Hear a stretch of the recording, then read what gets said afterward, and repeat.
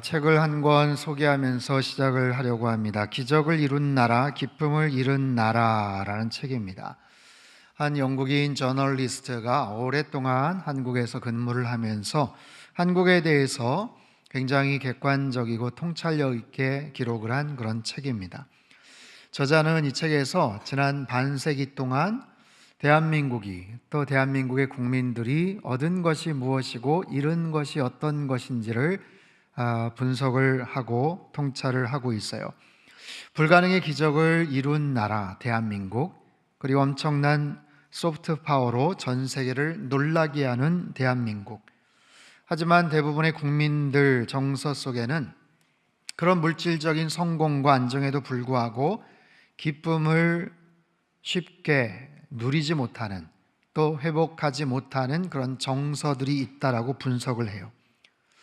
이제는 좀 쉬기도 하고 만족할 줄 알아야 되는데, 교육에 대해서, 명예에 대해서, 외모에 대해서, 직업적 성취에 대해서 스스로에게 또 가까운 타인들에게 너무 심한 압박을 가하는 나라가 되었다며 기쁨을 잃어버린 그런 원인을 설명을 합니다.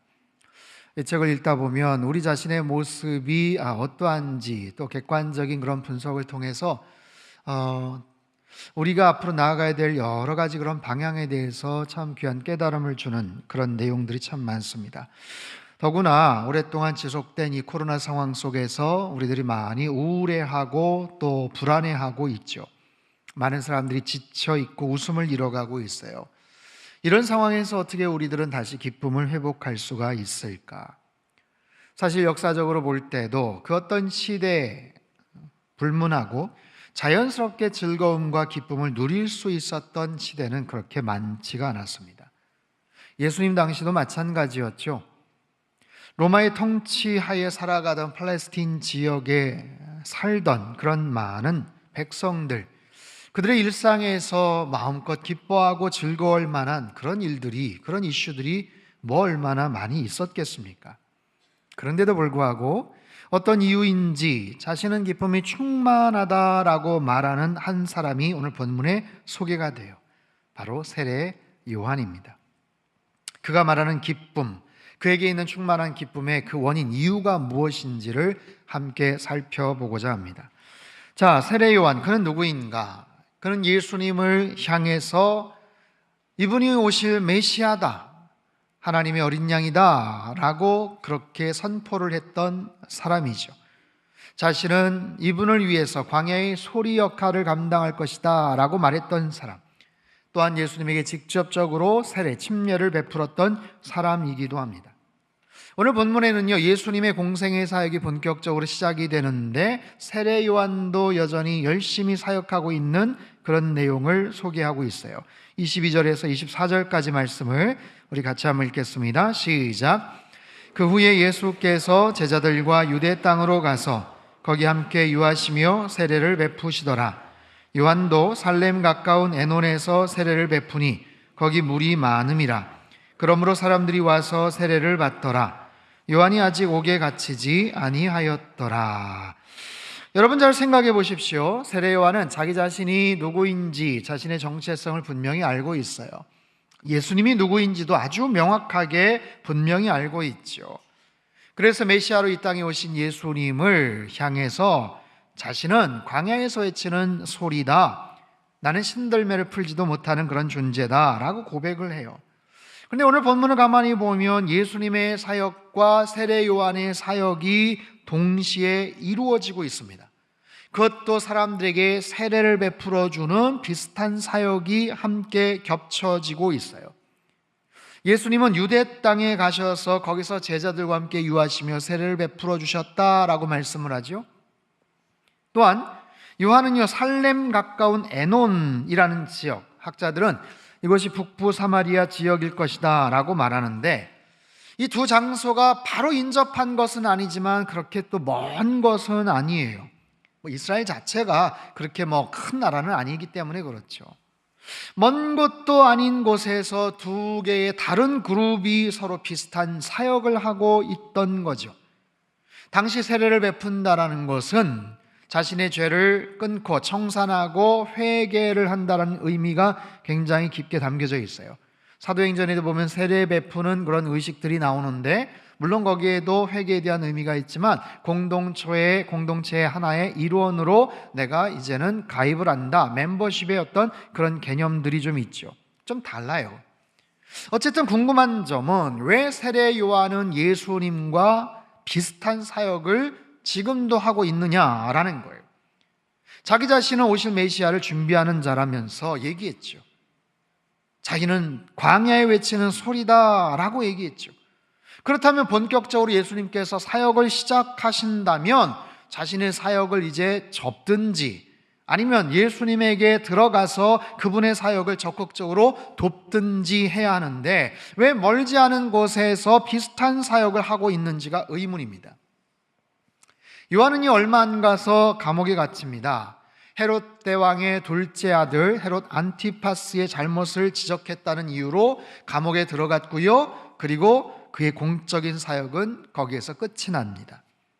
하지만 오늘 본문에서만 봐도 그의 사역이 예수님 때문에 서서히 기울어지고 있구나라는 것을 느낄 수가 있어요. 거기에 대해서 요한의 제자들이 불편한 심경을 토로하죠. 25절, 26절 말씀 우리 같이 한번 읽겠습니다. 시작. 이에 요한의 제자 중에서 한 유대인과 더불어 정결 예식에 대하여 변론이 되었더니 그들이 요한에게 가서 이르되 라피여, 선생님과 함께 요단강 저편에 있던 이 곧 선생님이 증언하시던 이가 세례를 베풀매 사람이 다 그에게로 가더이다. 여러분, 이 이야기는 어디에서나 볼 수 있는, 들을 수 있는 이야기예요. 먼저 자리를 잡고 사업을 잘하고 있는데 인근의 벤처 기업 회사가 들어오면서 어느 순간부터 매출이 급감하고 고객들이 그쪽으로 몰리는 경우가 있어요. 더 쉽게 예를 들어볼까요? 이웃들에게 동네에서 사랑받는 식당이 하나 있는데 주변에 맛집이 하나 들어오면 문제가 생기죠. 매출이 점점 줄어듭니다. 사장님, 큰일 났습니다. 손님들이 다 그쪽으로 지금 가고 있어요. 일하는 직원들이 푸념하는 그런 장면들이 그려지죠. 여러분, 우리가 생각할 때 어딜 감히 아무리 세례 요한이지만 예수님과 세례 요한을 비교할 수가 있겠는가? 말도 안 된다 생각을 하지만, 여러분, 이때만 해도 예수님이 이제 공생의 사역을 막 시작하실 때고요, 세례 요한의 사역은 정점에 이르렀던 그런 시점이에요. 여러분, 세례 요한도 대단한 선지자였죠. 출생부터가 특별하지 않았습니까? 그는 사독 계열의 제사장 사가랴와 엘리사벳의 아들로 태어납니다. 나이가 많은 두 사람, 완전히 포기를 했던 그런 늙은, 그런 나이가 많은 상황에서 천사 가브리엘의 수태고지로 인해서 태어났던 특별한 아들이에요. 그 아들이 어떤 존재가 될 것이다라는 것을 알고 어려서부터 그 아들을 빈들에서 키웠던 아버지 사가랴.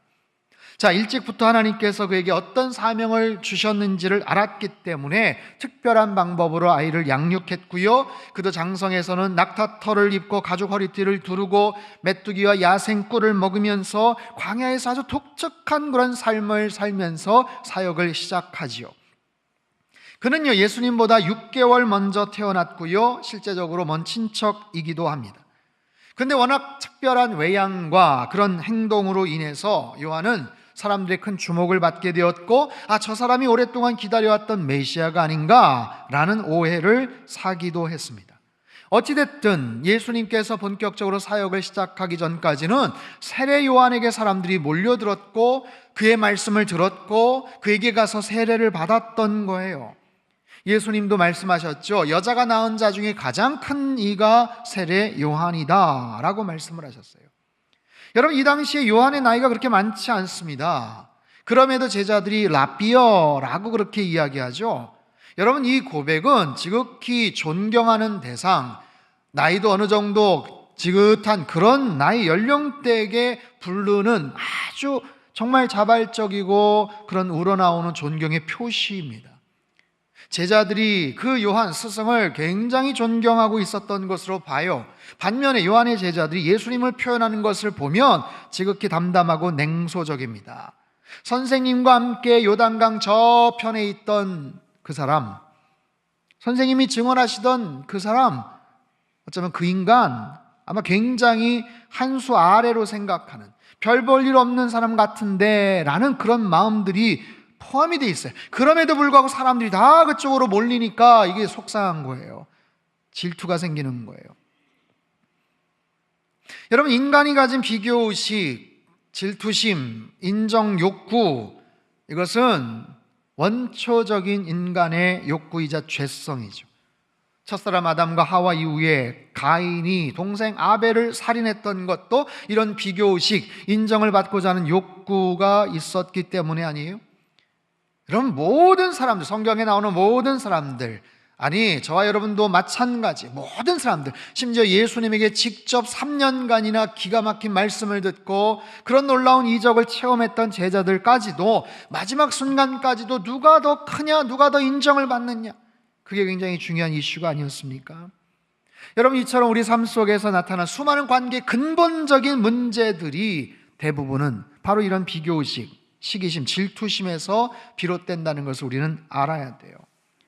자, 요한이 제자들이 갖고 있었던 그 서운함, 그 비교의식, 거기에 대한 세례 요한의 답변은 무엇입니까? 27절, 28절 말씀입니다. 우리 같이 한번 읽죠. 시작. 요한이 대답하여 이르되 만일 하늘에서 주신 바 아니면 사람이 아무것도 받을 수 없느니라. 내가 말한 바 나는 그리스도가 아니요 그의 앞에 보내심을 받은 자라고 한 것을 증언할 자가 너희니라. 자, 약간 질책을 하기도 하고 뭔가를 정말 정식으로 가르쳐줘야 되겠구나, 약간 그런 마음도 담겨져 있어요. 야야, 너희는 질투를 하거나 비교를 할 게 아니고 오히려 그분이 누구신지, 내가 누구인지를 너희들이 증언해야 돼. 그의 제자들은 속상해하고 보여지는 상황 때문에 서운해하지만, 물론 세례 요한도 인간이기 때문에 섭섭한 마음이 왜 없었겠습니까마는, 흔들릴 수 있는 상황이지만 그럼에도 분명히 세례 요한은 내 안에는 다른 모습의, 다른 의미의 기쁨이 있노라 라고 고백을 해요. 자, 29절 말씀 같이 한번 읽습니다. 시작. 신부를 취하는 자는 신랑이나 서서 신랑의 음성을 듣는 친구가 크게 기뻐하나니 나는 이러한 기쁨으로 충만하였노라. 아멘. 자, 요한이 얼마나 분명한 자기 확신을 하고 있는지, 자신의 역할과 사명에 대해서 충실하고 있는지, 만족하고 있는지를 보여주고 있는 대목입니다. 신랑의 음성을 듣는 친구다. 자기가 신랑의 음성을 듣는 친구래요. 우리말로 말하면 들러리. 여러분, 들러리라는 말이 순우리말이라는 걸 여러분 아십니까? 자신은 신랑의 음성을 듣는 친구다, 들러리다. 성경적으로 말하면 쇼시벤이라는 그런 역할이에요. 쇼시벤, 이것은 당시 유대인의 혼례에서 독특한 역할, 즉 신부와 신랑의 대변자로 행동을 하고, 오늘날로 말하면 청첩장 같은 것도 만들고 결혼식 사회도 좀 보고 혼인잔치를 주관하기도 한 가장 가까운 그런 친구, 사랑하는 그런 대상.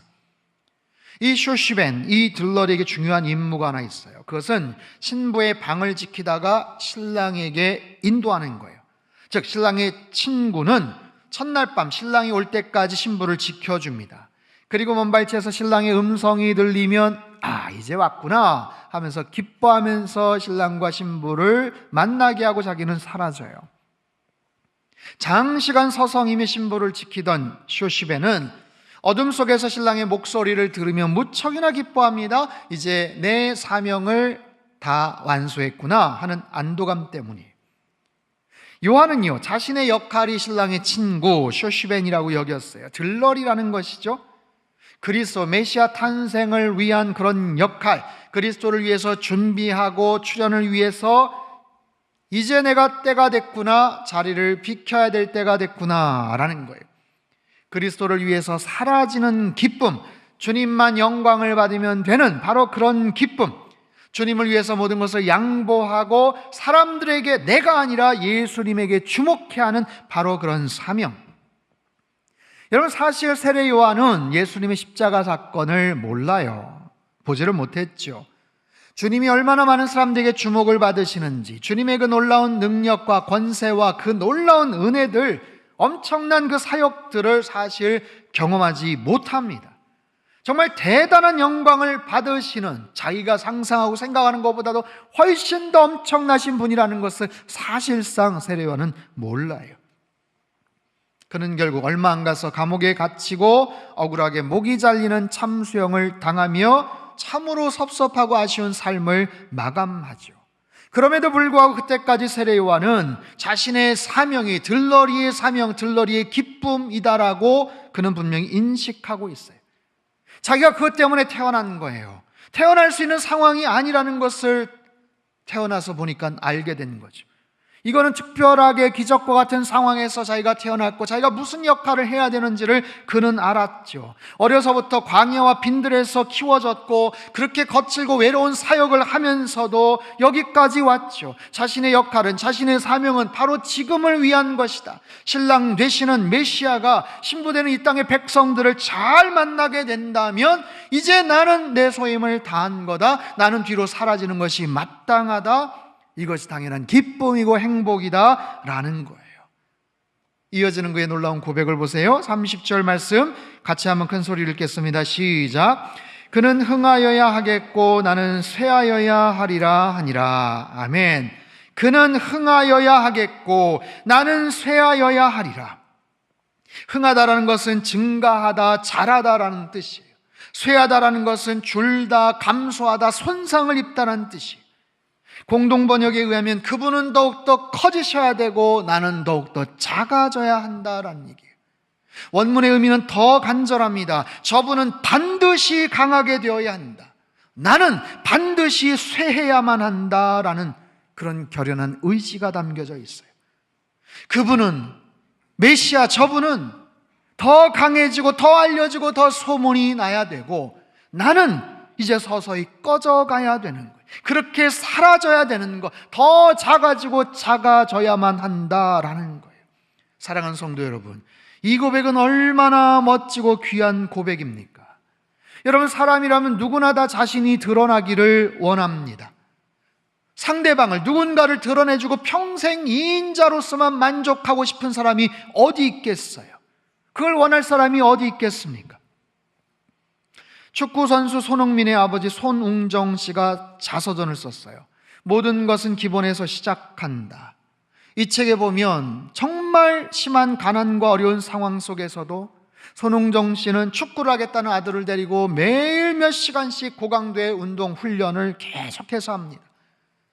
재능이 있어 보이고 뭔가 열정이 있어 보이니까 열심히 사방팔방으로 알아봤고 어린 시절 독일 유소년 구단으로 그렇게 진출을 하게 되죠.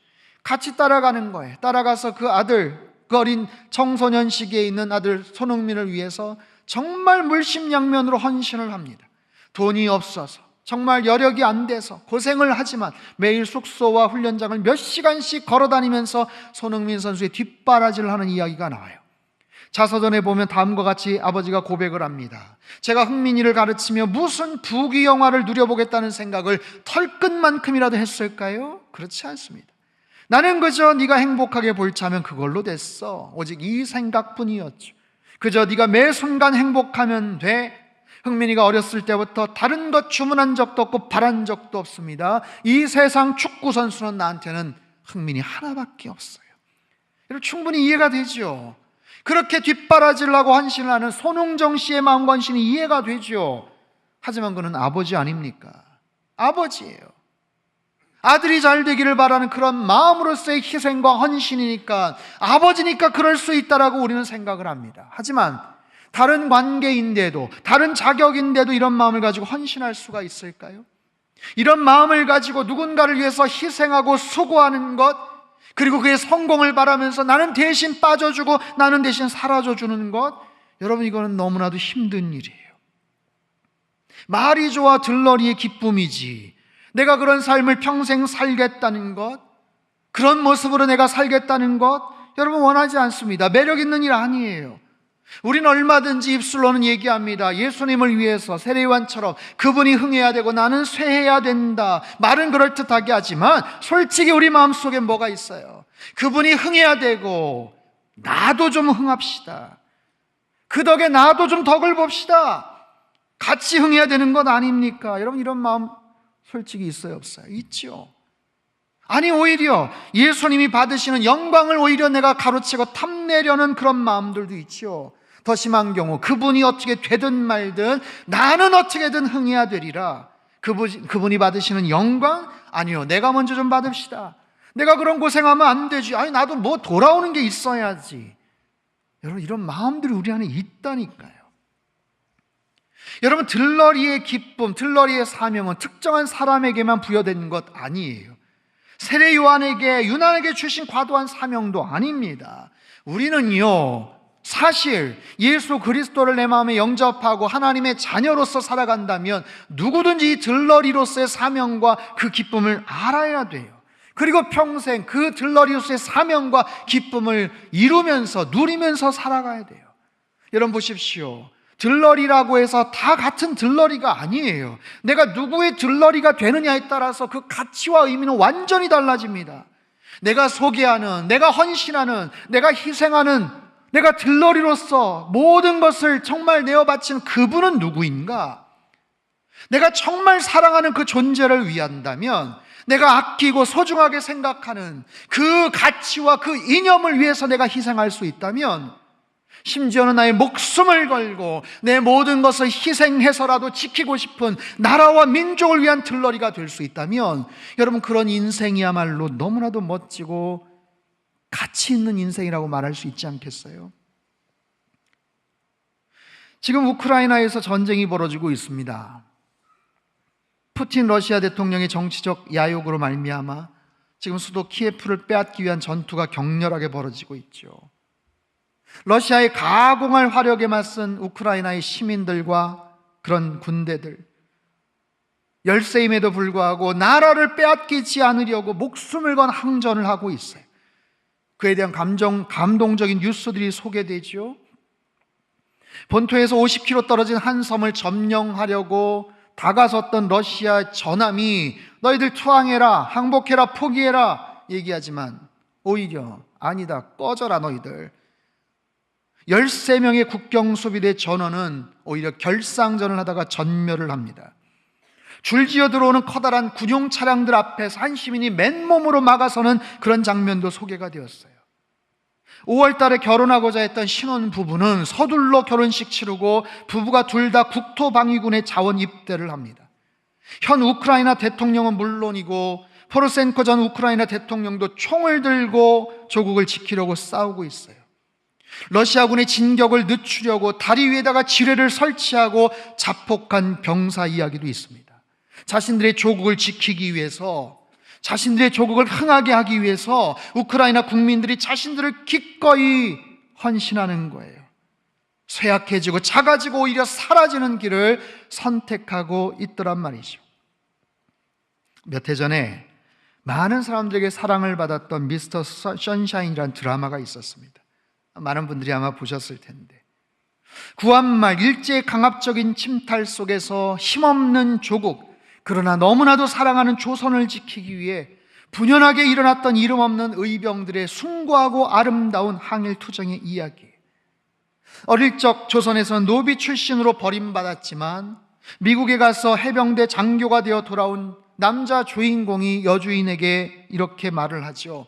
당신 하나 애쓴다고 이미 기울어진 나라의 운명이 바뀌지 않는다. 나랑 같이 미국에 가서 행복하게 살자. 난 당신이 좀 그랬으면 좋겠다. 행복했으면 좋겠다.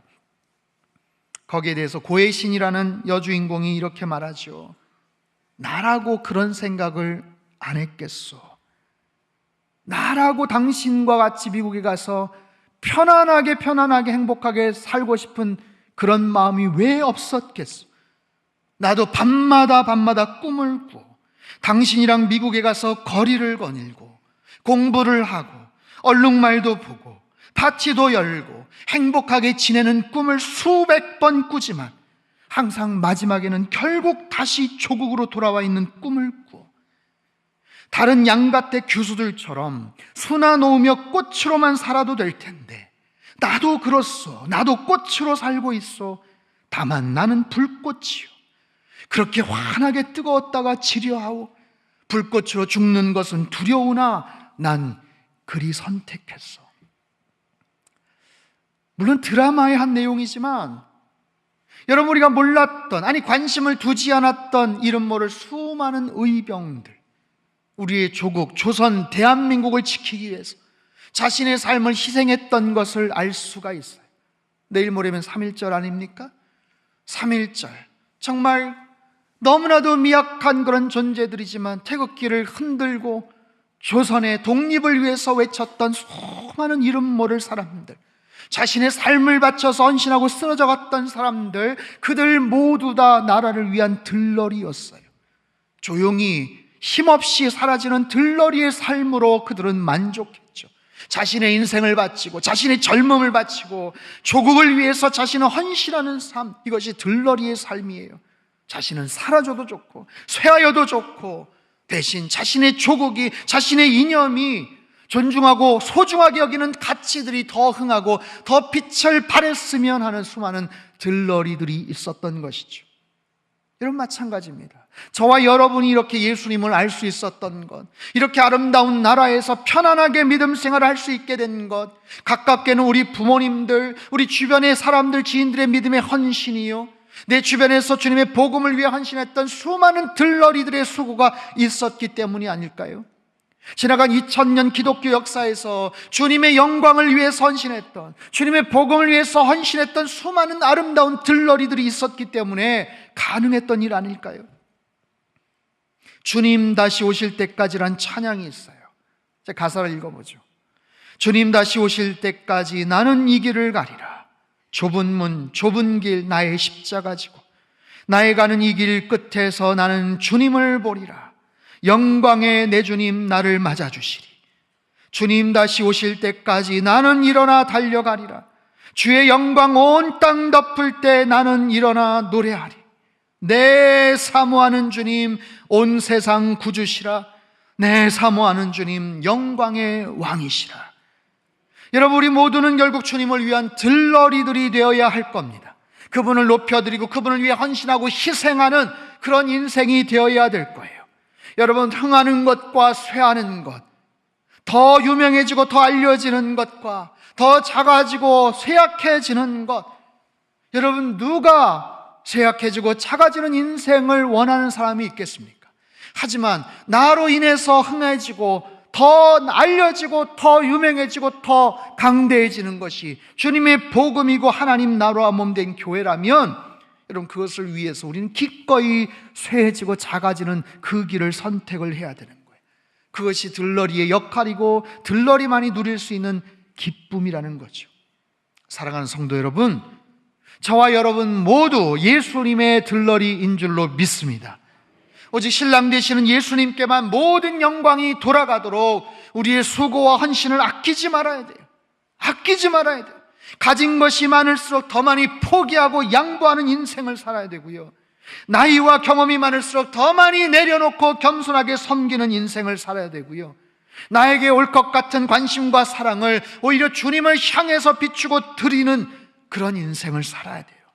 이러한 들러리의 기쁨을 아는 것, 그렇게 우리의 모든 인생을, 시간을, 열정을, 삶의 기회를 오롯이 주님께만 온전하게 드리는 것, 그렇게 평생을 살다가 사라져가는 것, 이것이 복음적인 삶이고 우리가 추구해야 될 가장 멋진 인생이 아닐까 싶어요. 주님, 그런 들러리로서 살게 하여 주시옵소서. 주님, 그런 들러리의 기쁨을 일평생 누리며 살게 하여 주시옵소서. 저와 여러분이 드려야 될 기도이고 평생의 아름다운 삶의 고백이 되시기를 주님의 이름으로 축원합니다. 하나님 아버지, 부족하고 연약한 저희들이 수많은 들러리들, 이름도 알지 못하고 그렇게 사라져갔을 그 많은 사람들의 헌신과 희생을 통해서 우리가 지금 잘 살고 있고 예수님을 믿고 있다는 사실을 추호도 잊지 않게 하여 주시옵소서. 그 믿음의 바통을 이어받아 우리 또한 들러리로 살아가기를 원합니다. 예수님만을 온전하게 높여드리는 인생 되게 하여 주옵소서. 주님 때문에 덕을 보고 때로는 주님의 영광조차도 우리가 감추고 우리가 가로채는 그런 인생 되지 않게 하여 주시옵소서. 내 심장을 뛰게 하는 것이 무엇입니까? 나를 그렇게 속상하고 힘들게 하는 것이 또 무엇입니까? 주님, 일평생 주님을 위해서 내 모든 것 바쳐 헌신하고 그렇게 우리들은 조용히 퇴장하는 들러리의 삶을 살게 하시고 그 기쁨으로 충만하고 만족하는 하나님의 거룩한 백성들 다 되게 인도하여 주옵소서. 존귀하신 예수님의 이름으로 기도합나이다. 아멘.